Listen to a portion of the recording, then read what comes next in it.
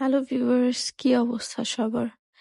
চলে এলাম ছোট্ট একটি রান্নার ভিডিও আপনাদের সাথে শেয়ার করতে। আসলে রান্নার ভিডিওগুলো আমি আগে সবসময় শেয়ার করতাম। এখন একটু ব্যস্ততার কারণে রান্নার ভিডিওগুলো কম শেয়ার করতে পারি।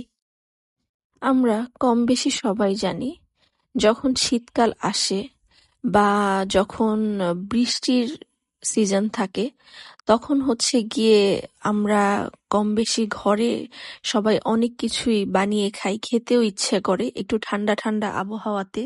কিন্তু যখন প্রচুর গরম থাকে তখন অনেক কিছু খেতে ইচ্ছে করলেও আমরা খেতে পারি না। তৈলাক্ত জাতীয় হাই প্রোটিন যুক্ত খাবার খেলে গরমে আরো অস্থিরতা বেড়ে যাবে। এজন্যই আমরা গরমের সময় অনেক খাবার খেতে ইচ্ছে করলেও সেটা আমাদেরকে অ্যাভয়েড করতে হয়। আজকে কিছুদিন যাবৎ প্রচুর বৃষ্টি হচ্ছে, চারপাশ একদম ঠান্ডা হয়ে গিয়েছে। খুবই ভালো লাগছে এই ঠান্ডা ঠান্ডা আবহাওয়াতে। অনেক কিছুই খেতে ইচ্ছে করছিল।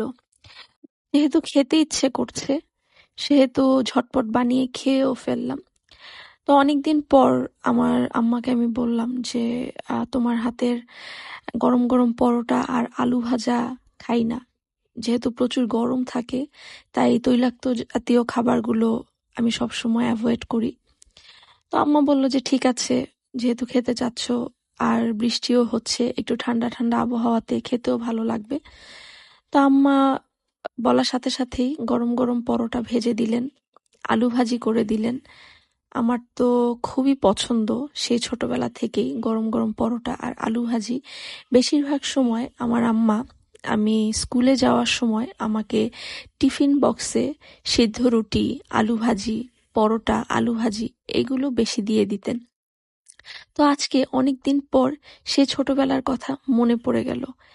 ও হ্যাঁ, আরেকটি কথা, আমার মতো গরম গরম পরোটা ভাজা আর আলু ভাজা কে কে খেতে পছন্দ করেন, একটু কমেন্ট বক্সে জানিয়ে দিবেন। যেটা বলছিলাম যে স্কুল লাইফে আমার আম্মা সবসময় টিফিন বক্সে আমাকে আলু ভাজি, পরোটা এগুলো দিয়ে দিতেন। তো আজকে যখন আমি নাস্তার টেবিলে বসে নাস্তা খাচ্ছিলাম, তখন আমার সেই স্কুল জীবনের কথা খুব মনে পড়ছিল। স্কুল জীবনের কথা মনে পড়ার সাথে সাথেই চোখের কোণে একটু পানি জমা হয়ে গেল। মাঝে মধ্যে চিন্তা করি, সেই স্কুল জীবনটাতে যদি আবার ফিরে যেতে পারতাম। খুবই মিস করি স্কুল জীবনটা, কলেজ জীবনটা। এই তো ঝটপট বানানো হয়ে গেল গরম গরম পরোটা আর আলু ভাজা, খেতে খুবই মজা।